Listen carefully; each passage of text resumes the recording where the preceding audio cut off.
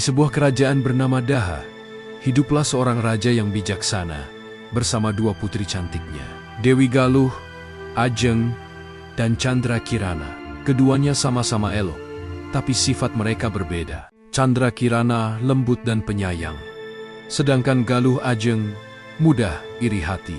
Suatu hari, Chandra Kirana bertunangan dengan pangeran dari kerajaan Kahuripan bernama Raden Inu Kertapati. Mereka saling mencintai, dan seluruh rakyat bergembira mendengar kabar itu. Namun, Galuh Ajeng diam-diam merasa iri dan membenci adiknya. Ia ingin Raden Inu menjadi miliknya. Suatu malam, saat Chandra Kirana berjalan di taman istana, muncul penyihir jahat yang dikirim oleh Galuh Ajeng. Penyihir itu berkata dengan suara seram, "Hahaha, mulai malam ini, engkau tidak akan bisa menikah dengan pangeranmu. Jadilah seekor keong yang hidup di lumpur."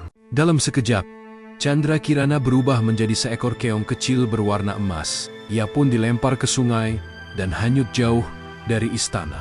Orang-orang mencari putri Chandra Kirana, tapi tak ada yang menemukannya. Galuh Ajeng berpura-pura sedih, padahal hatinya senang. Beberapa hari kemudian, seorang nenek tua yang hidup miskin sedang mencari kayu bakar di tepi sungai. Tiba-tiba, ia melihat seekor keong berwarna keemasan tersangkut di ranting bambu. "Aduh, indah sekali keong ini. Aku bawa pulang saja untuk menemani di rumah." Nenek itu merawat keong itu dengan penuh kasih. Setiap hari ia berbicara kepada keong itu, walau tahu keong tidak bisa menjawab. Namun, keajaiban mulai terjadi. Setiap kali nenek pergi keluar rumah dan kembali ke rumahnya, ia mendapati makanan lezat sudah tersaji di meja, nasi hangat, sayur, dan buah-buahan segar.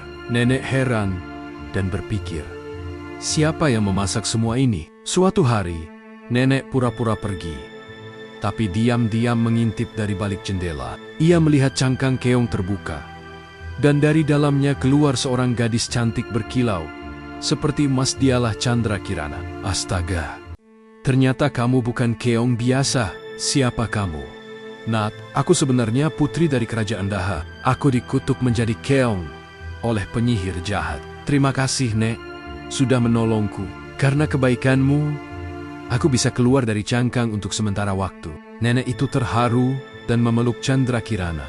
Sejak hari itu, mereka hidup bersama dengan bahagia. Tapi Chandra Kirana hanya bisa menjadi manusia saat siang hari, lalu berubah kembali menjadi keong saat malam. Sementara itu, Raden Inu Kertapati terus mencari tunangannya ke berbagai negeri. Ia menyamar sebagai rakyat biasa dan berjalan dari desa ke desa. Suatu hari, ia singgah ke rumah nenek tua itu untuk meminta air. Begitu matanya melihat Chandra Kirana, ia langsung mengenali wajah kekasihnya. "Chandra Kirana, benarkah ini engkau?" "Raden Inu, akhirnya engkau menemukanku." Pelukan bahagia menyatukan mereka. Chandra Kirana lalu menceritakan kutukan penyihir yang menimpanya. Raden Inu menghunus keris pusaka dan membacakan doa sakti. Sekejap kemudian, kutukan pun lenyap. Chandra Kirana kembali menjadi manusia sepenuhnya. Mereka pun kembali ke istana Daha. Raja sangat bahagia melihat putrinya kembali. Galuh Ajeng menyesali perbuatannya dan meminta ampun.